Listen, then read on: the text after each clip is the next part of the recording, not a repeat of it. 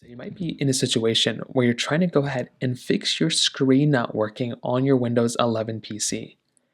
Now, this can happen for a couple of different reasons if your screen is just not working or if it's not compatible.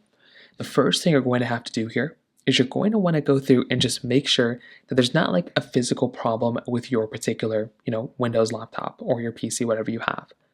The first thing to do is to go through and see if you can restart your PC.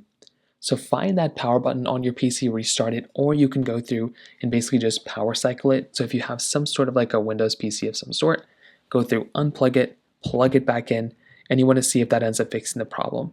Which for some people, that actually might end up doing it, and that could be something you might want to try doing just from that side in and of itself. Now, if that's not working, another thing you might want to try doing is to go through and see if you can go through and basically plug in a different display into your particular PC.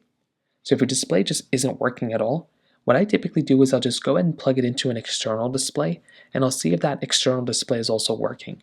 If that external display works but this one doesn't, I'd probably check the brightness. Maybe your brightness is all the way low, or just go through and try increasing brightness, restarting the PC again.